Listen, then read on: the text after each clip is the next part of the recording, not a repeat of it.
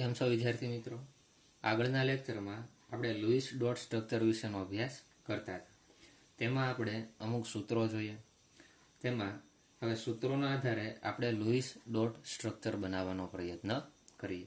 તેમાં એક સૂત્ર આપણે પહેલું જોયું હતું કે કુલ ઇલેક્ટ્રોનની સંખ્યા બરાબર શું લખતા હતા? તો કે પરમાણુની બાહ્યતમ કક્ષામાં રહેલા ઇલેક્ટ્રોનની સંખ્યા બરાબર ઋણ વીજભાર હોય અથવા ધન વીજભાર હોય. જો સૂત્રો યાદ રાખજો ખાસ. કુલ ઇલેક્ટ્રોનની સંખ્યા બરાબર શું લખશું? તેની સંજ્ઞા ક્યુ થાય? તો કે પરમાણુની બાહ્યતમ કક્ષામાં રહેલા ઇલેક્ટ્રોનની સંખ્યા. અહીંયા માઇનસની નિશાની કરજો, પ્લસ નહીં આવે, એક અહીંયા ચેન્જ કરજો. માઇનસ ઋણ વીજભારની સંખ્યા. જે ઋણ વીજભાર હોય તેની આગળ જે નિશાની છે તેની સહિત અહીંયા મૂકી દેવાનો છે, બરાબર. -5 આવે તો અહીંયા કૌંસમાં શું મૂકશો? -5. જો ઋણ વીજભાર -2 હોય તો આખો કૌંસમાં -2 લખવાનો છે, બરાબર. જે વીજભાર હોય તમારે લખવાનો છે. અહીંયા માઇનસની નિશાની આવશે, પણ અહીંયા કયો વીજભાર આવશે? ધન વીજભાર, કે +1 હોય, +2 હોય. પછી બંધમાં ભાગ લીધેલા ઇલેક્ટ્રોનની સંખ્યા એટલે કે બોન્ડ પેર ઇલેક્ટ્રોન બરાબર શું થાય? 2 ગુણ્યા બંધની સંખ્યા. બંધમાં ભાગ લીધા વગરના ઇલેક્ટ્રોનની સંખ્યાનું સૂત્ર શું થાય? તો કે કુલ ઇલેક્ટ્રોનની સંખ્યા માઇનસ બંધમાં ભાગ લીધેલા ઇલેક્ટ્રોનની સંખ્યા. બંધમાં ભાગ લીધા વગરના જે ઇલેક્ટ્રોન છે તેનો ઉપયોગ ક્યાં થાય? તો કે તેને અબંધકારક ઇલેક્ટ્રોન યુગ્મ બનાવવા અથવા તો ડબલ બોન્ડ અથવા તો ટ્રિપલ બોન્ડની બનાવટમાં ઉપયોગ થતો હોય. એટલી વસ્તુ ક્લિયર છે. હવે આપણે તેના એક્ઝામ્પલ જોઈએ કે નીચેના જે અણુસૂત્રો તમને આપેલા હશે તેના લુઈસ ડોટ બંધારણ લખવાના છે. ક્વેશ્ચન શું બનશે? લુઈસ ડોટ બંધારણ લખો. પહેલું એક્ઝામ્પલ જોઈએ. જો પહેલું આપ્યું છે H2. H2નું આપણે લુઈસ ડોટ સ્ટ્રક્ચર બનાવવું છે. તો પહેલાં આપણે શું કરશું? કુલ ઇલેક્ટ્રોનની સંખ્યા ગણી લઈએ. H2માં કુલ ઇલેક્ટ્રોનની સંખ્યા કેટલી હોય? જો હું સંજ્ઞા દ્વારા ડાયરેક્ટ દર્શાવી દઈશ કે કુલ ઇલેક્ટ્રોનની સંખ્યા કેટલી હોય. અને અહીંયા ઇલેક્ટ્રોન કયા ગણવાના છે? તો કે માત્ર બાહ્યતમ કક્ષામાં રહેલા ઇલેક્ટ્રોનને જ ગણતરીમાં લેવાના છે. અહીંયા હાઇડ્રોજન કેટલા છે? તો કે 2 હાઇડ્રોજન છે.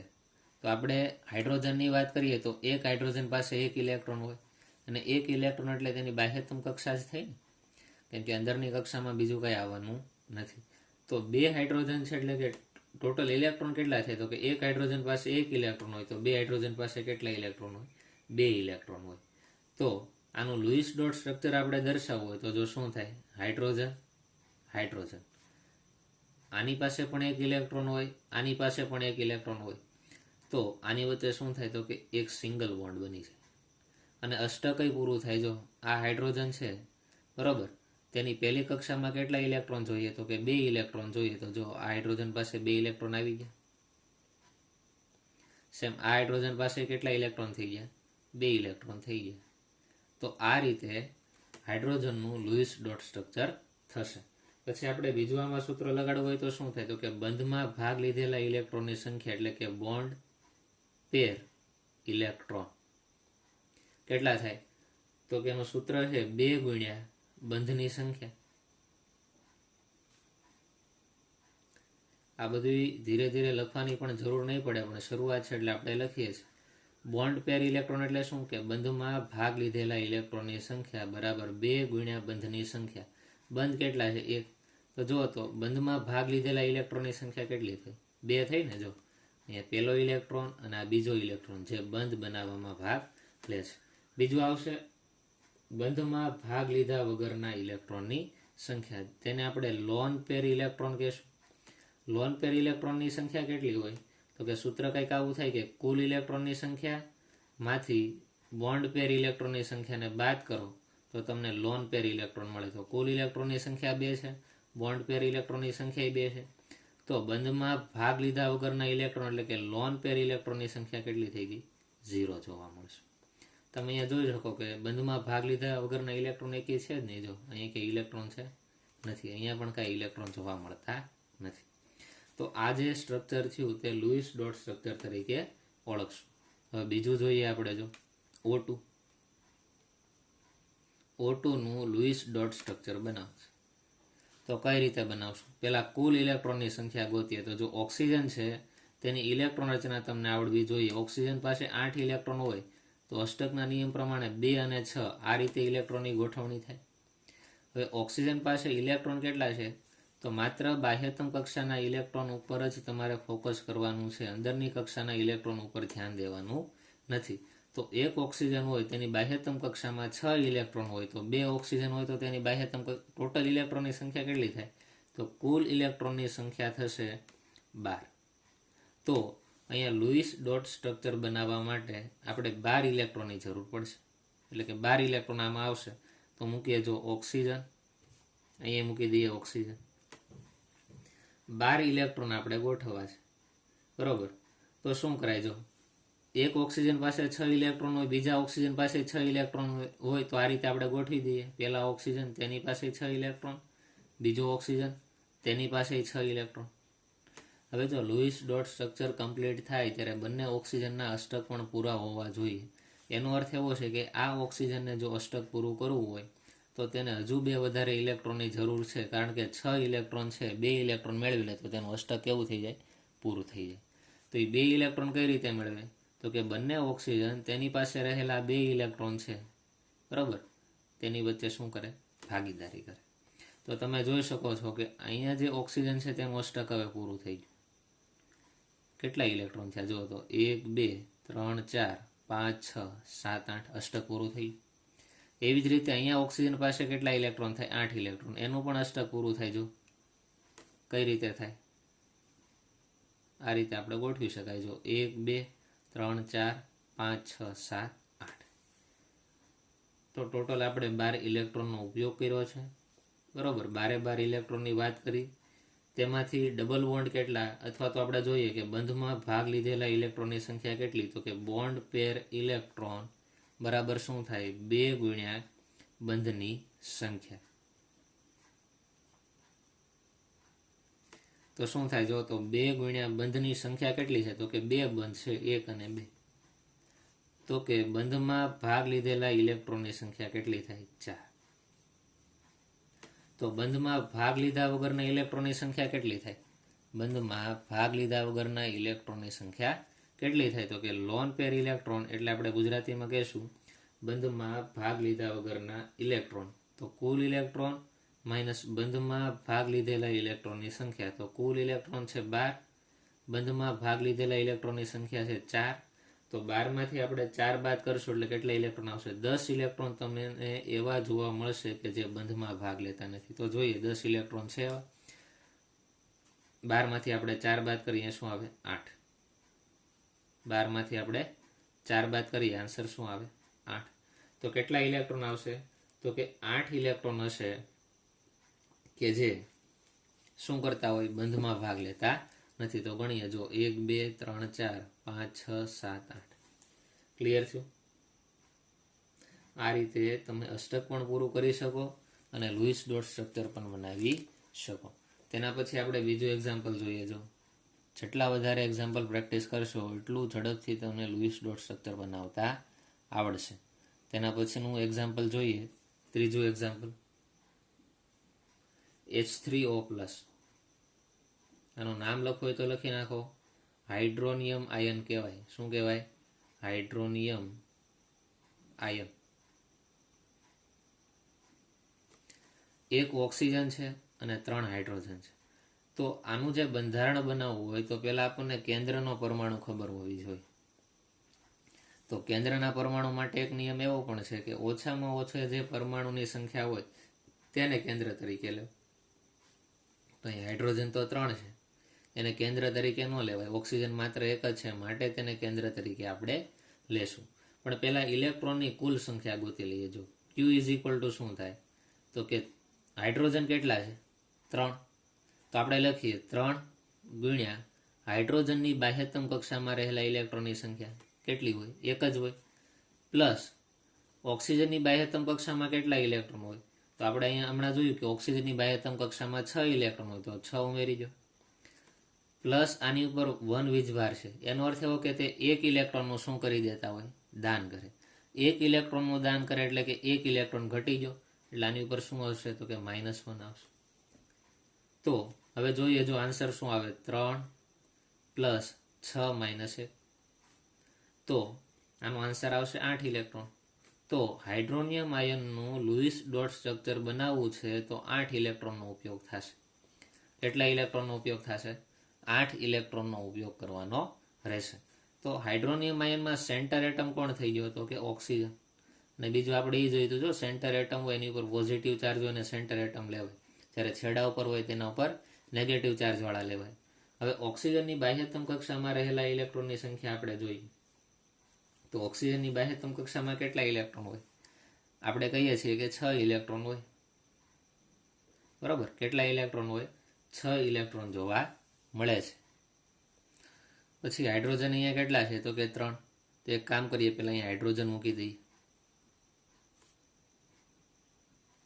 હવે જો 8 ઇલેક્ટ્રોનનો આપણે ટોટલ ઉપયોગ કરવાનો છે બંધ બનાવવામાં, તો આપણે પહેલા ઇલેક્ટ્રોન મૂકી દઈએ. 1 ઇલેક્ટ્રોન, આ બીજો ઇલેક્ટ્રોન, આ ત્રીજો ઇલેક્ટ્રોન, 3 થઈ જાય. પછી ચોથો ઇલેક્ટ્રોન, પાંચમો, છઠ્ઠો, સાતમો અને આઠમો. તો કે 8 ઇલેક્ટ્રોન આપણે લખી નાખ્યા પહેલા. હવે જો આ રીતે બોન્ડ બનશે ઓક્સિજન અને હાઇડ્રોજન વચ્ચે, આ રીતે બોન્ડ બને. અહીંયા પણ એક સિંગલ બોન્ડ બને, અહીંયા પણ એક સિંગલ બોન્ડ બને. અને અહીંયા જે પોઝિટિવ ચાર્જ છે એનો અર્થ એવો છે કે જો કે ઓક્સિજન પાસે કેટલા ઇલેક્ટ્રોન થયા? 1 2 3 4 5, બરાબર, 6 હોવા જોઈએ, પણ 1 ઇલેક્ટ્રોન ઓછો છે એટલે આની ઉપર કેવો ચાર્જ આવે? પોઝિટિવ ચાર્જ આવે.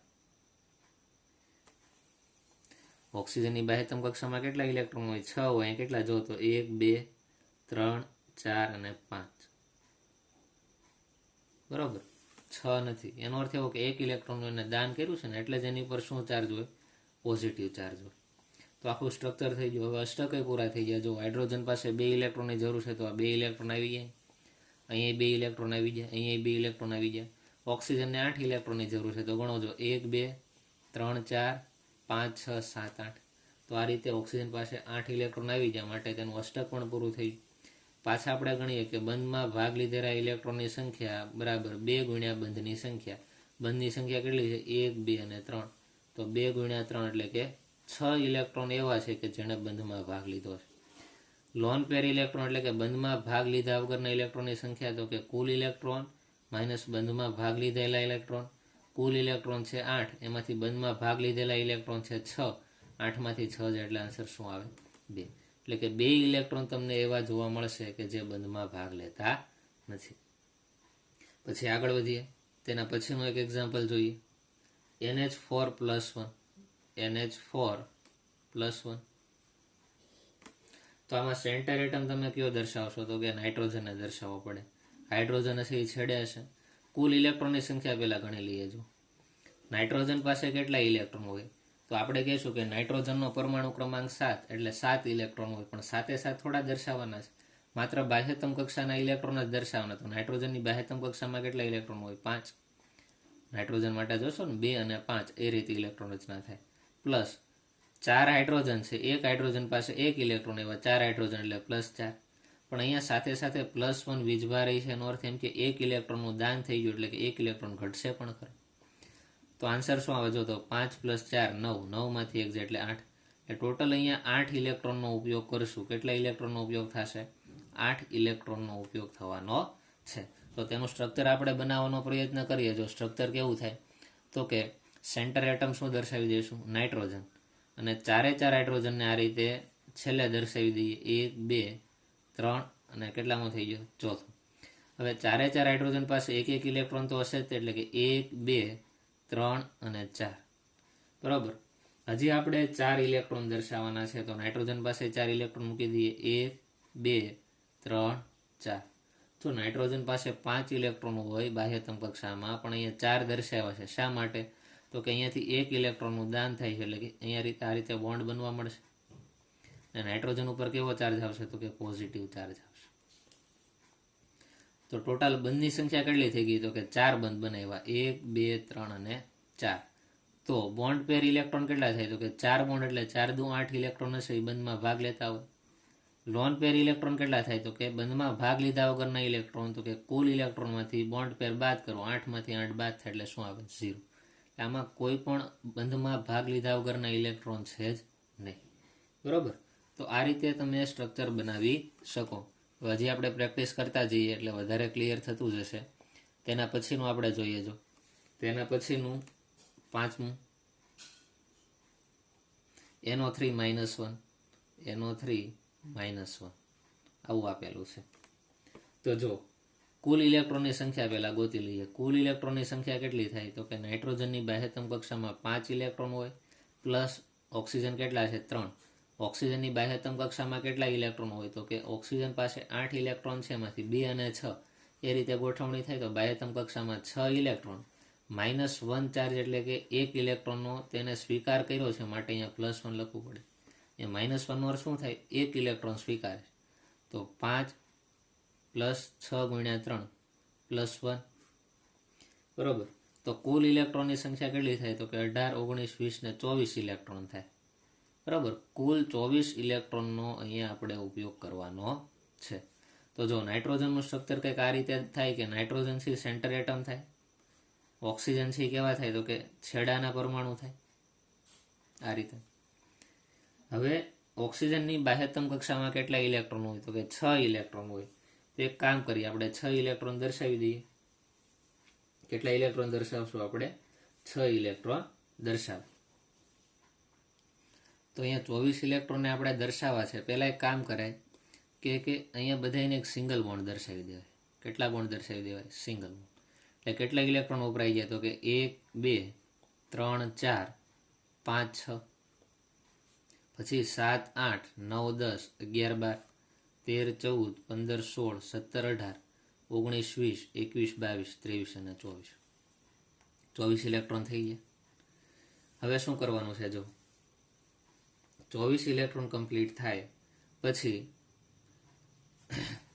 અહીંયા તમે જોશો કે બોન્ડ પેર કેટલા થાય. તો આપણે સૂત્રમાં જોઈએ કે બોન્ડ પેર ઇલેક્ટ્રોન, તો કે 2 × બંધમાં ભાગ લીધેલા ઇલેક્ટ્રોન, એટલે 3 બોન્ડ છે ને, 1, 2 અને 3, એટલે કે 3 દુ 6 ઇલેક્ટ્રોન. તો લોન પેર ઇલેક્ટ્રોનની સંખ્યા કેટલી થાય? કે કુલ ઇલેક્ટ્રોનમાંથી બોન્ડ પેર ઇલેક્ટ્રોનને બાદ કરો.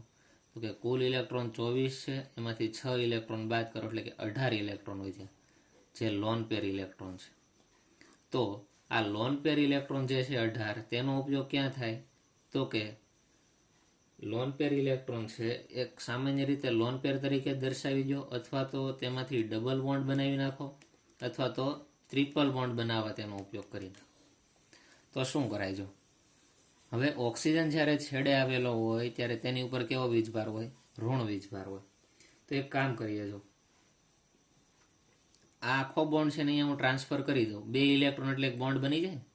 તો કંઈક સ્ટ્રક્ચર આ રીતે થાય. તો કે નાઇટ્રોજન, ડબલ બોન્ડ ઓક્સિજન, નીચે સિંગલ બોન્ડ ઓક્સિજન, અહીંયા સિંગલ બોન્ડ ઓક્સિજન.